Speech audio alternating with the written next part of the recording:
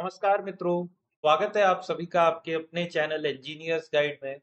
तो जैसे कि यहाँ पे आप देख पा रहे हो कि नेशनल फर्टिलाइजर लिमिटेड ने मैनेजमेंट ट्रेनी फॉर इंस्ट्रूमेंटेशन का जो है यहाँ पे इंटरव्यू 5 मार्च से 7 मार्च शेड्यूल किया हुआ है। तो आज के वीडियो सेशन में मैं स्पेसिफिकली बात करूंगा इसी इंटरव्यू सेशन के बारे में। तो सेशन का हाईलाइट क्या रहेगा यहाँ पे कि vacancy detail and general information regarding this interview, कैसे आपको कंपनी के लिए प्रिपेयर करके जाना है। अगर आप एनएफएल के लिए जा रहे हो तो एनएफएल का क्या क्या चीजें आपको पता होना चाहिए, कॉमन एचआर क्वेश्चंस क्या रहेंगे, और टेक्निकल क्वेश्चन जो कि सबसे इंपॉर्टेंट है वो आपका यहाँ पे क्या रहने वाला है। तो सेशन स्टार्ट करने से पहले मैं बोल दूं, अगर ये वीडियो अच्छा लगे तो लाइक एंड शेयर जरूर करना, और अगर आप ऐसे ही और कंटेंट देखना चाहते हो तो सब्सक्राइब चैनल को जरूर करिएगा।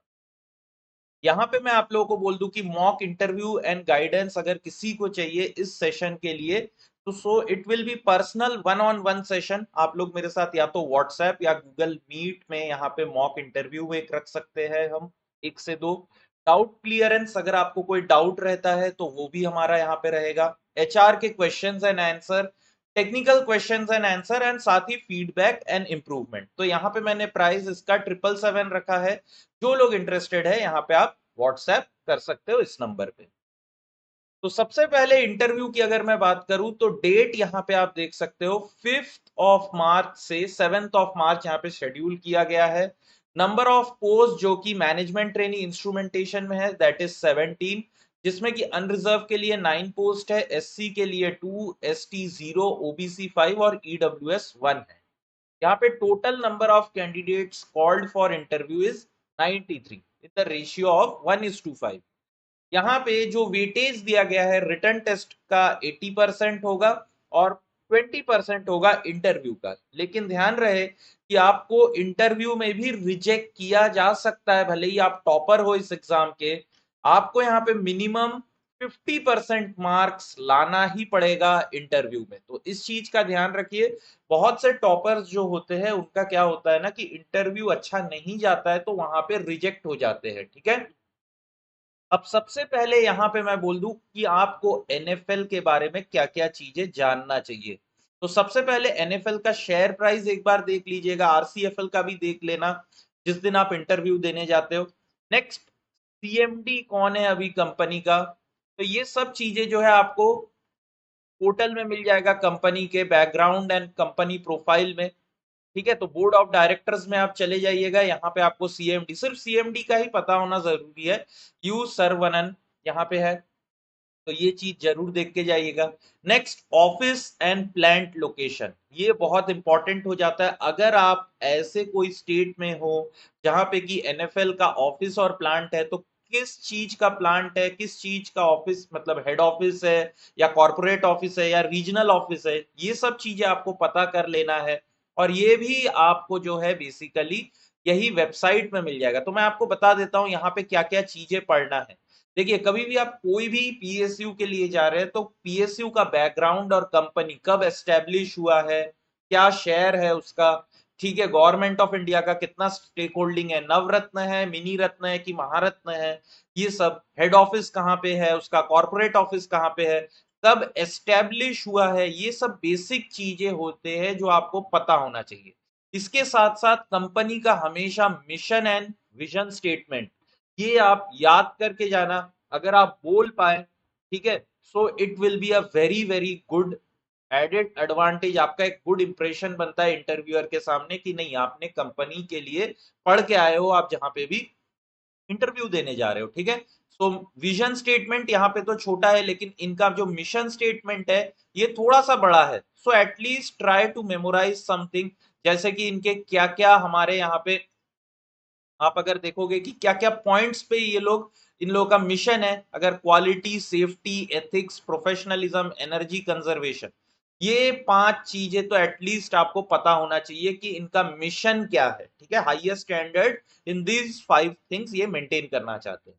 नेक्स्ट, मैन्युफैक्चरिंग प्लांट, तो ये थोड़ा सा पढ़ लेना है यहाँ पे। और एक जो सबसे इंपॉर्टेंट चीज है कि ये जो ब्रांड है ना इनका, इनको मार्केट में किसान बोल के जाना जाता है, तो ये चीज बहुत इंपॉर्टेंट है, ये सारे चीज जान लेना। और देखो यहाँ पे अगर आप इनमें से कोई भी सिटी में से आते हो तो यू शुड नो बेसिकली कि एनएफएल का यहाँ पे क्या क्या चीजें, कौन सा ऑफिस है और क्या प्रोडक्ट वहां पे मिलता है, तो ये चीज का ध्यान रखना।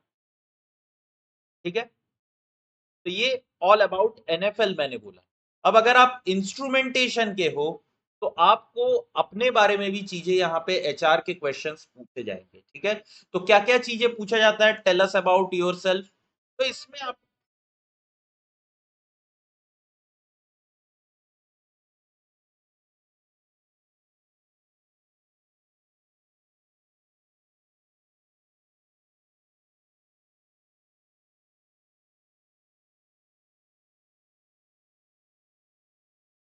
टेल अस अबाउट योरसेल्फ, तो इसमें आपको जो है एक बहुत अच्छा सा क्रिस्प आंसर देना है अपने बारे में कि आपने कहाँ से बीटेक किया है, आपका एजुकेशनल क्वालिफिकेशन क्या है, स्टार्टिंग फ्रॉम क्लास 10 टिल आपका जो लास्ट क्वालिफिकेशन है वहां तक, आप कौन से सिटी से बिलोंग करते हो, आपके पेरेंट्स क्या करते हैं।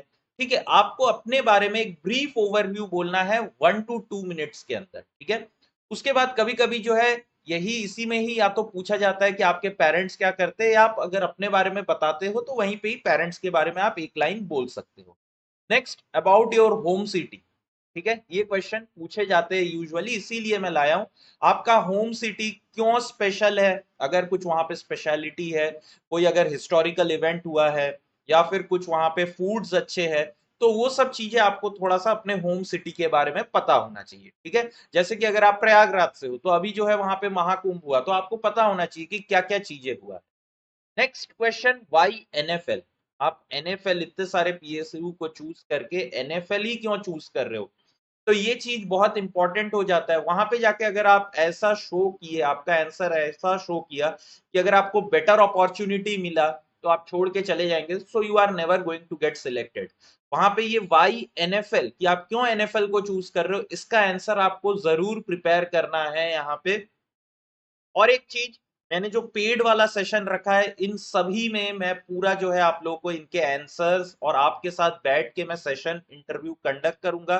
तो जो लोग भी इंटरेस्टेड है, पीछे व्हाट्सएप नंबर मैंने शेयर किया है, वहां पे आप मुझे कांटेक्ट करके लिस्ट अवेल कर सकते हो। ठीक है, नेक्स्ट, एजुकेशनल गैप। अगर आपका गैप है तो आप कैसे गैप को जस्टिफाई करोगे, that is going to be very very important. आपको वहां पे पूरे ऑनेस्टी के साथ सच्चाई आपको बोलना है, लेकिन सच्चाई बोलने का भी एक तरीका होता है, एकदम ब्लंटली अगर बोल दोगे तो कोई एक्सेप्ट नहीं करेगा। ठीक है, सो एजुकेशनल गैप को भी आपको कवर करना आना चाहिए।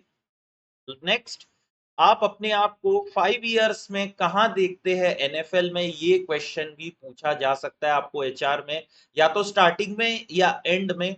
तो इसीलिए आपको एटलीस्ट वहां पे प्रेजेंटेबल होना पड़ेगा कि आप अपने आप को एज इन मैनेजरियल पोजीशन या फिर आप टेक्निकल टीम लीडर के हिसाब से देखना चाहते हो, ये आपको वहां पे बताना पड़ेगा। Your motivation for joining NFL, तो ये वाई एनएफएल में ही इस क्वेश्चन को आप क्लब करके बोल सकते हो कि आपका मोटिवेशन क्या है एनएफएल के लिए। Next, about work culture. आपको एनएफएल का वर्क कल्चर पता है कि नहीं, ये थोड़ा सा वहां पे पूछा जा सकता है। तो अगर आप मिशन और विजन स्टेटमेंट को वर्क कल्चर में यहाँ पे अगर इनकॉर्पोरेट कर पाओ, so that will be better. Next, ये और एक सवाल जो है पूछा जाता है कि क्या आप शिफ्ट में काम करने में कंफर्टेबल हो, और अगर आपको होम स्टेट में ट्रांसफर नहीं मिला तो आप क्या करोगे, का भी आंसर आपको प्रिपेयर करना है। ठीक है, नेक्स्ट, आपके स्ट्रेंथ एंड वीकनेसेस क्या है, ये चीज भी पूछा गया है। और कभी कभी कोई पीएसयू में why should we hire you, ये क्वेश्चन भी आ जाता है। तो ये चीज भी आप बेसिकली योरसेल्फ, सॉरी, ये वाला जो मैंने आपको क्वेश्चन बोला था ना वाई एनएफएल, तो इसी में ही ये क्वेश्चन बेसिकली हो जाता है, why should be hire you वाला। ठीक है, नेक्स्ट, अगर अब मैं टेक्निकल नॉलेज की बात करूं कि टेक्निकल सब्जेक्ट, तो देखिए जो लोग भी अगर जिनके पास वर्क एक्सपीरियंस है तो आप अपने वर्क एक्सपीरियंस के बारे में अच्छे से समझ के जाइएगा, क्योंकि वहां से क्वेश्चन पूछे जा सकते हैं। अब क्योंकि ये फ्रेशर जॉब है तो मैं ये एज्यूम कर लूंगा कि मैक्सिमम जो स्टूडेंट्स जो एस्पिरेंट्स है उनका कोई भी वर्क एक्स नहीं है।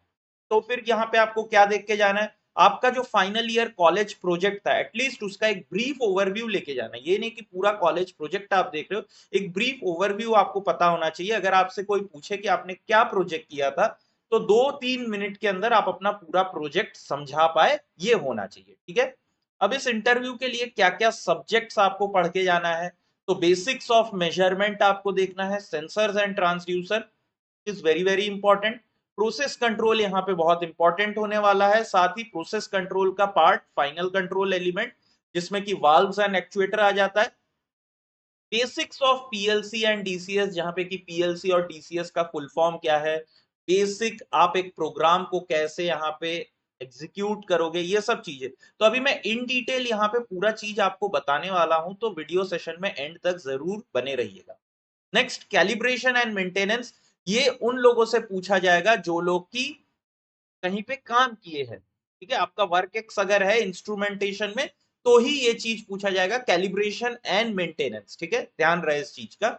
और लास्ट में थोड़ा बहुत नेटवर्क भी यहाँ पे पूछा जा सकता है, क्योंकि यूजुअली मैंने देखा है कि एनएफएल वालों को जो है इंस्ट्रूमेंटेशन को कभी कभी इलेक्ट्रिकल का काम भी करना पड़ता है। ठीक है, तो अब सबसे पहले बेसिक ऑफ मेजरमेंट में आपको क्या क्या चीजें देखना है। देखो, टाइप्स ऑफ एरर देख लेना यहाँ पे कि कितने टाइप्स के एरर होते हैं और वो कैसे हो जाते हैं एरर, ये चीज से क्वेश्चन पूछे जाते हैं।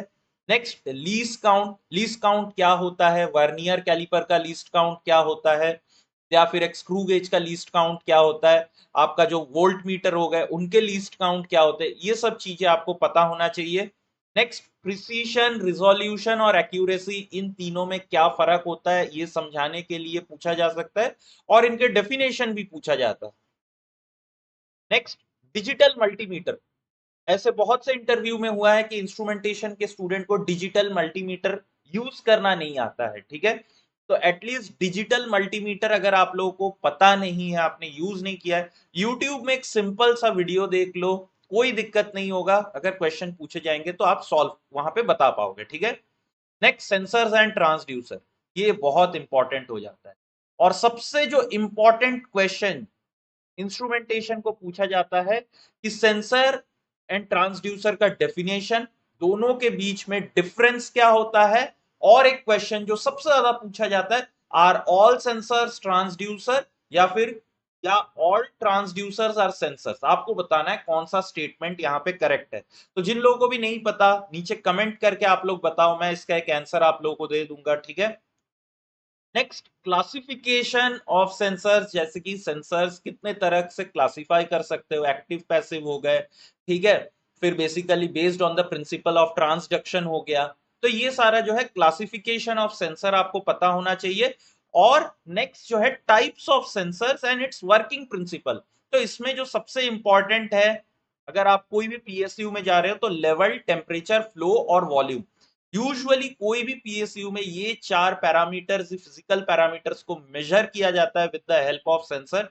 तो जितने भी लेवल, टेम्परेचर, फ्लो, वॉल्यूम, इनके आपको सेंसर्स मिले डिफरेंट डिफरेंट प्रिंसिपल के अकॉर्डिंग, उनको प्लीज पढ़ लेना, क्योंकि कभी कभी पूछा जाता है। जैसे मेरे ओएनजीसी के इंटरव्यू में मेरे से पूछा गया था कि आप बताइए कोरियोलिसिस फ्लोमीटर क्या होता है। ठीक है, तो अगर जिसको पता नहीं है कि कोरियोलिसिस फ्लोमीटर क्या होता है वो बता ही नहीं पाएगा। ठीक है, और एक जो इंस्ट्रूमेंटेशन के स्टूडेंट को सबसे ज्यादा क्वेश्चन पूछा जाता है कि हम 4 टू 20 मिली एम्पियर कोई भी सेंसर का आउटपुट क्यों लेते हैं, व्हाई नॉट 0 टू 10 वोल्ट, तो इसका भी आंसर आपको पता हो जाना चाहिए। नेक्स्ट, हम कोई भी एक सेंसर को कौन सा इनपुट देते हैं, एसी देते हैं, डीसी देते हैं, या फिर अकॉर्डिंग टू जहां पे भी हमारा जो जोन है उसके अकॉर्डिंग देते हैं, ये चीज आपको पता होना चाहिए। Next, zero adjustment and span adjustment, ये क्या होता है, जीरो एडजस्टमेंट मतलब क्या होता है, मैं थोड़ा सा बता दूं, बहुत से बच्चों को नहीं पता होगा कि कोई भी इंस्ट्रूमेंट है अनकैलिब्रेटेड है तो आप उसका जीरो कैसे सेट करने वाले हो, वो चीज होता है। और स्पैन एडजस्टमेंट होता है कोई अनकैलिब्रेटेड इंस्ट्रूमेंट है, सपोज करो प्रेशर गेज, तो उसका स्पैन, मिनिमम वैल्यू और मैक्सिमम वैल्यू आप कैसे सेट करोगे, इसी को बोला जाता है जीरो एंड स्पैन एडजस्टमेंट। लेकिन ध्यान रहे, ये क्वेश्चन भी उन्हीं से पूछा जाएगा जिनके पास एक्सपीरियंस है, ध्यान रहे। ठीक है, नेक्स्ट, प्रोसेस कंट्रोल में open loop and close loop difference क्या होता है, किसको कहां पे यूज करना चाहिए, ये चीज। Next, types of controller, advantage and disadvantage, ये पता होना चाहिए कि पी कंट्रोलर कहां यूज करोगे, आई कंट्रोलर, पीआईडी कंट्रोलर कहां पे, पीडी कंट्रोलर कहां पे, पीआई कहां पे, एडवांटेजेस एंड डिसएडवांटेज, साथ ही इनका जो एक्सप्रेशन है वो भी आपको पता हो जाना चाहिए। नेक्स्ट, अगर आप एनएफएल के इंटरव्यू में जा रहे हो तो वहां पे बेसिकली प्रोसेस कंट्रोल का बहुत काम होता है, इसीलिए cascade control and feed forward control के बारे में आपको बहुत अच्छे से पता होना चाहिए कि वो बेसिकली क्या होते हैं और दोनों का डिफरेंस क्या होता है। Next, process and instrumentation diagram, तो ये भी बेसिक्स अगर पता है आपको, ठीक है।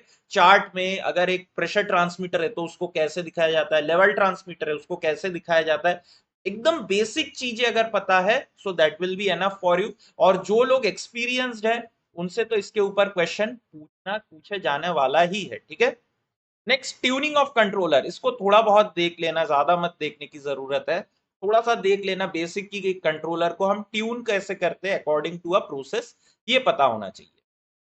मोस्ट इंपॉर्टेंट, आप कोई भी ऐसे plant, instrumentation plant, process plants में जाते हो, सबसे इंपॉर्टेंट फाइनल कंट्रोल एलिमेंट, इसमें आपको पता होना चाहिए कि डिफरेंट टाइप्स ऑफ वाल्व्स और किसको कहां पे यूज करते हैं, ठीक है। नेक्स्ट, एक्चुएटर्स, एक्चुएटर कहां पे यूज करोगे ये भी पता होना चाहिए। नेक्स्ट, वाल्व साइजिंग, ये इतना इंपॉर्टेंट नहीं है लेकिन कभी कभी क्वेश्चन पूछ लिया जाता है कि एक वाल्व है, पर्टिकुलर वाल्व है, आप उसको कैसे करके कौन से साइज का वाल्व कहां पे लगाना है अकॉर्डिंग टू योर नीड्स आपको पता होना चाहिए, ठीक है। नेक्स्ट, इनपुट कन्वर्टर्स, अब ये इनपुट कन्वर्टर क्या होता है, देखो बहुत सी जगह फाइनल कंट्रोल एलिमेंट्स जो होते हैं ना, वो या तो हाइड्रोलिकली ऑपरेटेड होते हैं या फिर मैनुअली होते हैं। तो आप बेसिकली उनको जो ऑपरेट करोगे, अगर सपोज करो पीएलसी के साथ कनेक्ट कर रहे हो, तो कैसे वो हाइड्रोलिक को आप इलेक्ट्रॉनिक में करोगे, क्योंकि कोई भी वाल्व वो बेसिकली इलेक्ट्रॉनिक की शाफ्ट के थ्रू ही ड्रिवन होगा, ठीक है। तो वहां पे वो बंद कैसे होगा या ओपन कैसे होगा, तो आप वहां पे कैसे इनपुट कन्वर्ट करोगे वो पता होना चाहिए, ठीक है आपको। So basically it will be either what, एक प्रेशर टू इलेक्ट्रॉनिक कन्वर्टर होगा या hydraulic to electronic, so that is also pressure to hydraulic, ये sorry pressure to electronic converter. तो इसके बारे में आपको थोड़ा सा नॉलेज यहाँ पे होना चाहिए। नेक्स्ट, जैसे कि मैंने बोला basics of PLC and DCS, हम क्यों पीएलसी को प्रेफर करते हैं, पीएलसी में इनपुट आउटपुट मॉड्यूल्स क्या होते हैं, लैडर लॉजिक के बारे में थोड़ा सा अगर आपको पता है सो that is enough for you, ठीक है। नेटवर्क, यहाँ पे मैंने इंस्ट्रूमेंटेशन के पॉइंट ऑफ व्यू से सिर्फ डाला है कि basic of three phase circuit आपको पता होना चाहिए, और जो जंक्शंस एंड बैरियर्स होते हैं वो आपको पता होना चाहिए। देखो फील्ड में बहुत से जगह सेंसर्स लगे रहते हैं, तो जहां पे वो आके उनके सिग्नल एक जगह पे कंबाइन होता है उसको जंक्शन बोलते हैं। और बैरियर्स बेसिकली क्या होता है, देखो सेंसर क्या होता है ना, बहुत सी जगह हजार्डस एरियाज में होते हैं, ठीक है, जहां पे कि स्पाइक वगैरह आ सकता है, इलेक्ट्रॉनिक स्पाइक्स वगैरह।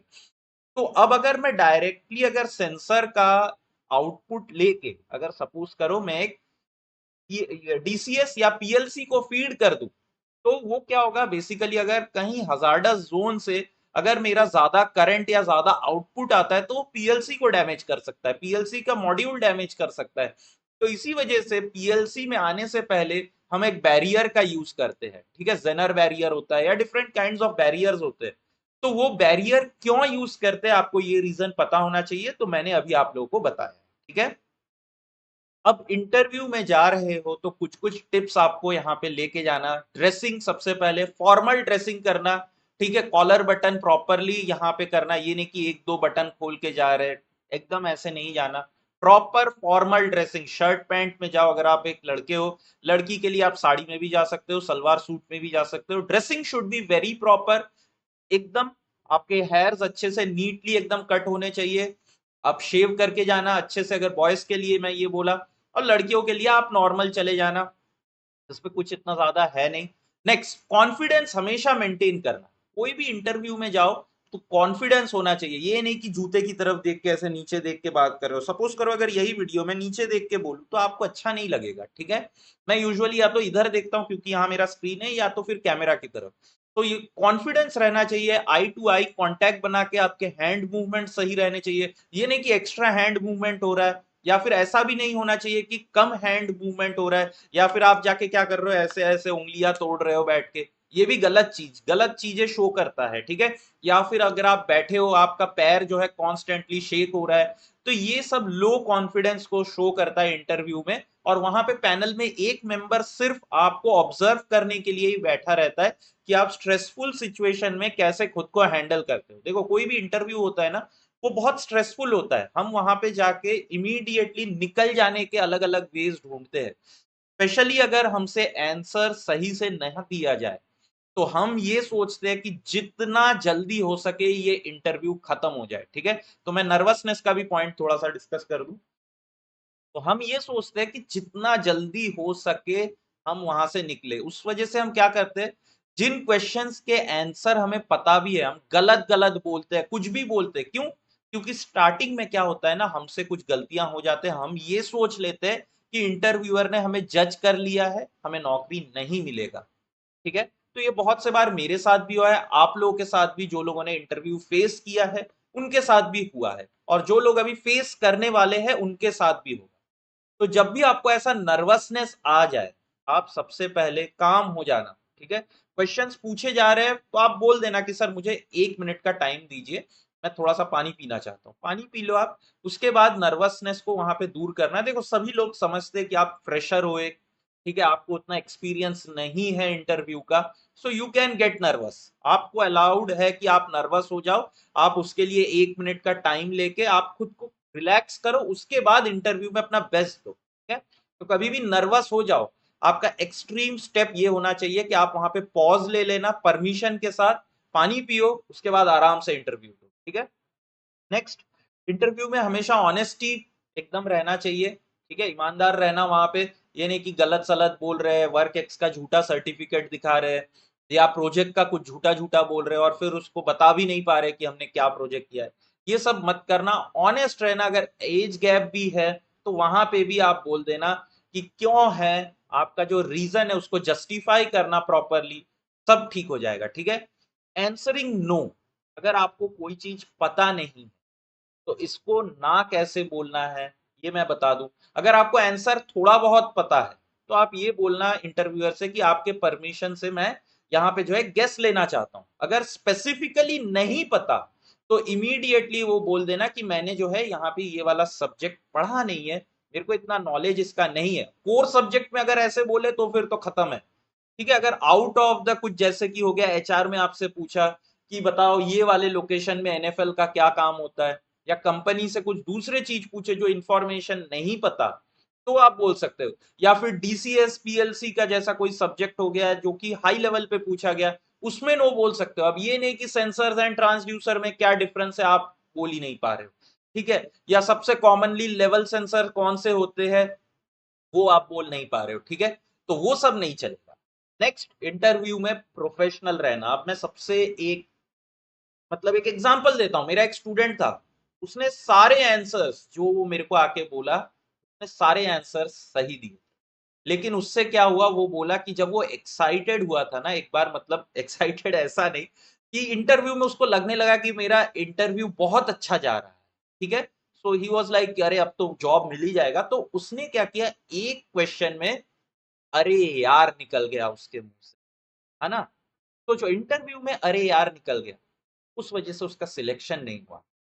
तो हमेशा इंटरव्यू में आपको प्रोफेशनल रहना है, आपके दिमाग में हमेशा ये रहना है, आपको वहां पे रेस्पेक्टफुल रहना है।